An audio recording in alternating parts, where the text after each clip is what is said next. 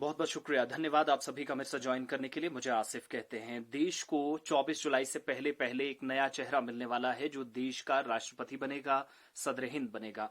मौजूदा सदर हिंद रामनाथ कोविंद, जिनकी मुद्दत खत्म होने जा रही है, 24 जुलाई 2022 को उनका कार्यकाल समाप्त हो जाएगा और 25 जुलाई 2017 से 2022 तक के 5 साल का जो अरसा उनका रहा है 14वें सदर के हिंदुस्तान की हैसियत से, उसमें कई बड़े फैसले हुए, उतार चढ़ाव देखे, कई खास मौकों पर उनको याद किया गया। उन सारी चीजों की तरफ मैं आपकी तवज्जो मबजूल कराना चाह रहा हूं। लेकिन जो बड़ी अपडेट्स हैं इस बार इलेक्शन में, क्या खास हुआ है 1947 से 2022 तक, इस बार डिफरेंट क्या है, अलग क्या रहने वाला है, इस बार के चुनाव में विशेष क्या है, मैं उस पर जरा एक टिप्पणी करना चाहूंगा। और डॉक्टर राजेंद्र प्रसाद से लेकर आप देखेंगे 26 जनवरी 1950 जब पहले देश के राष्ट्रपति के तौर पर डॉक्टर राजेंद्र प्रसाद बने, तो उसके बाद से लेकर अब तक 14 सुदूर या 14 जो हमारे राष्ट्रपति रहे हैं, अलग अलग समय पर चुनाव हुए, मुश्किल परिस्थितियां भी रही, इमरजेंसी का दौर भी गुजरा, बहुत कठिन परिस्थितियों से पार्टियां भी गुजरी, देश गुजरा, हालात अलग अलग रहे। लेकिन उन सब के बावजूद इस बार 2022 के चुनाव अलग क्यों होंगे? पिछले सालों के मुकाबले, पिछले जो वर्ष बीते हैं उनके मुकाबले इस बार परिस्थितियां क्यों अलग होंगी, ये जरा मैं आपको दिखाऊंगा। डॉक्टर राजेंद्र प्रसाद पहले हमारे राष्ट्रपति रहे, दूसरे सर्वपल्ली राधाकृष्णन ये दूसरे सदर के तौर पर, और तीसरे और मुल्क के पहले मुसलमान सदर जाकिर हुसैन साहब। इसके अलावा वीवी गिरी साहब जो कि 3 मई से एक्टिंग प्रेसिडेंट के तौर पर मुल्क के अंदर काम करना शुरू हुए थे। मोहम्मद हिदायतुल्लाह ये भी एक्टिंग प्रेसिडेंट रहे, वीवी गिरी दोबारा रहे, उसके बाद फखरुद्दीन अली अहमद ये भी 24 अगस्त 1974 के बाद रहे। बसप्पा दनप्पा जट्टी ये भी एक्टिंग प्रेसिडेंट के तौर पर 1977 से काम करते रहे। नीलम संजीवा रेड्डी ये भी 1977 में आए। और इसके अलावा ज्ञानी जैल सिंह 25 जुलाई 1982, ये जुलाई का महीना काफी खास है, मैं इस पर भी आऊंगा दोबारा।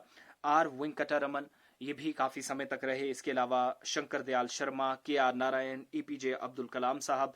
इसके अलावा प्रतिभा पाटिल साहिबा, पहली ये खातून सदर मुल्क की थी और इनके अलावा कोई बना भी नहीं खवातीन में से। उसके बाद जब उनका कार्यकाल 25 जुलाई 2017 को खत्म हुआ तो रामनाथ कोविंद मुल्क के 14वें सदर बने।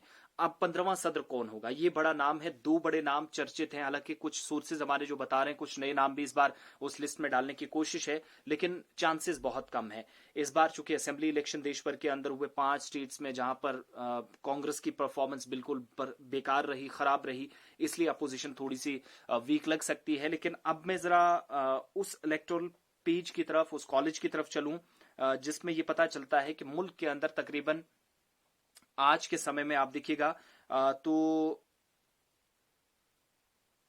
करंट जो सिचुएशन रही है उसमें आप देखते हैं तो हमारे पास जो कुल मिलाकर 1700 के आसपास आज के टाइम में 700 प्लस ऐसे लोग हैं जो इंतखाबात में बड़ा रोल प्ले करने वाले हैं। ये दोनों मेंबर्स हैं, दोनों तरह के मेंबर्स हैं।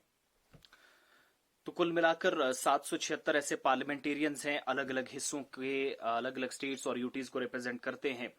राज्यसभा और लोकसभा के अंदर भी 776 पार्लियामेंटेरियंस इस बार वोट करेंगे। 4190 के आसपास जो इस बार लोग हैं वो लेजिस्लेटर्स हैं जो इस बार इंतखाबात का हिस्सा होंगे। और पुडुचेरी, दिल्ली और जम्मू कश्मीर को भी इसमें शामिल किया जाता है, जहां से लेजिस्लेटर्स जो असेंबली अरकान है वो अपना वोट देते हैं, यानी कौन मुल्क का सदर होगा उसमें वोटिंग में बड़ा रोल प्ले करते हैं। इस बार तब्दीली क्या होगी उसकी तरफ मैं जरा चलता हूं। इलेक्टोरल कॉलेज जो है वो 10,98,903 है। जो लेजिस्लेटर्स हैं वो 776 हैं। इनमें 5 जम्मू कश्मीर के हैं, डॉक्टर जितेंद्र सिंह, जुगल किशोर शर्मा, 2 बीजेपी से, 3 नेशनल कॉन्फ्रेंस से, हसनैन मसूदी, डॉक्टर फारूक अब्दुल्ला और इसके अलावा मोहम्मद अकबर लोन। और लेजिस्लेटर्स भी जो हैं वो वोट करते हैं 4190 के आसपास, यानी 4150 से ज्यादा इनकी तादाद है।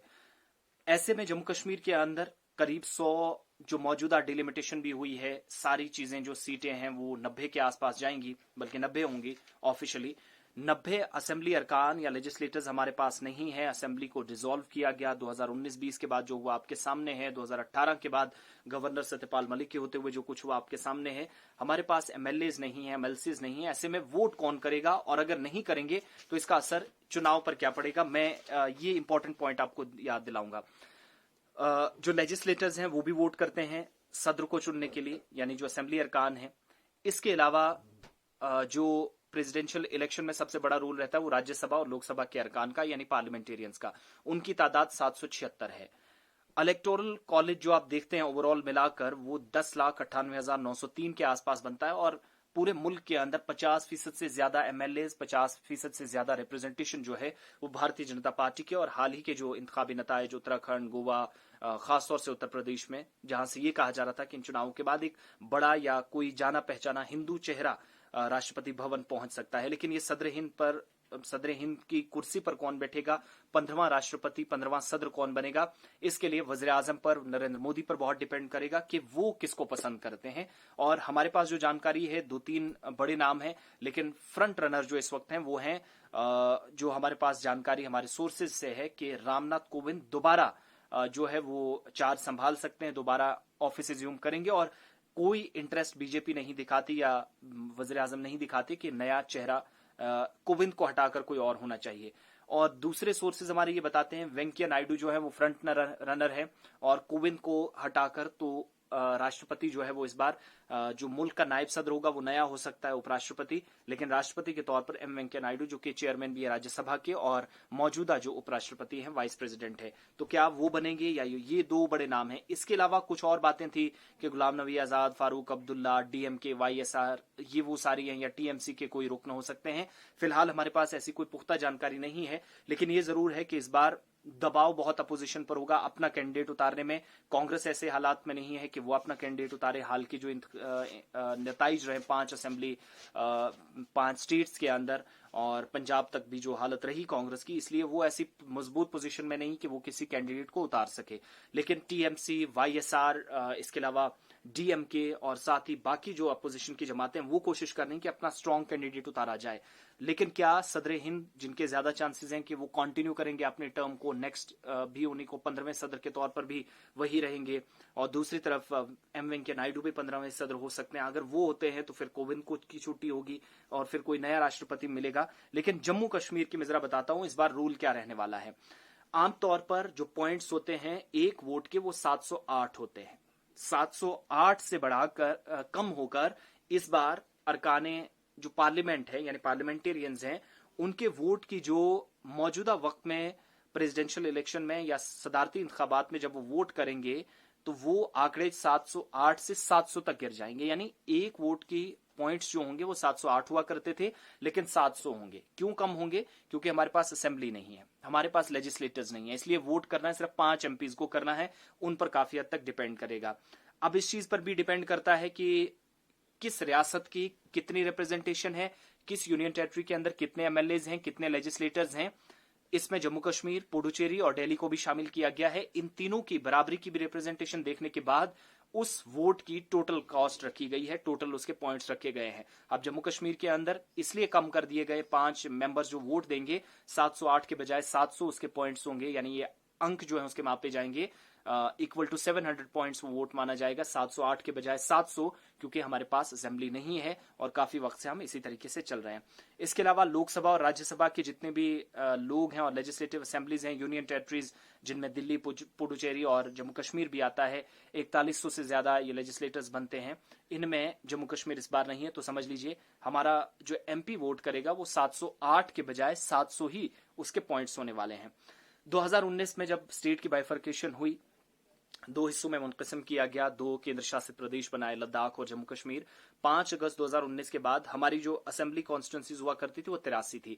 लेकिन हाल ही के दिनों में, कुछ दिन पहले जो हमारे सामने रिपोर्ट आई, जिससे ये पता चला कि यूटी की अब 83 के बजाय 90 सीटें होंगी, यानी असेंबली इलेक्शन जो होंगे वो 90 सीटों पर होंगे। इसलिए चाहे 90 सीटें आप 100 कर दीजिए, लेकिन जब तक इलेक्शंस होंगे, क्योंकि फाइनल कॉल अभी तो लेनी है, इलेक्शन कमीशन कब तक हालात सही करेगा, तब तक जाकर ये चीजें इसी तरीके से चलेंगी। और प्रेसिडेंशियल इलेक्शन जो हैं वो 708 के बजाय 700 पॉइंट्स पर होंगे। एक मेंबर जो इस बार वोट करेगा, जो 90 मेंबर जो है हाउस ऑफ यूनियन टेरिटरी के अंदर असेंबली में, लद्दाख इसी तरीके से चलेगा, वहां कोई रिप्रेजेंटेशन इस तरीके से नहीं होगी असेंबली में, जो स्टेट रिऑर्गेनाइजेशन एक्ट भी है।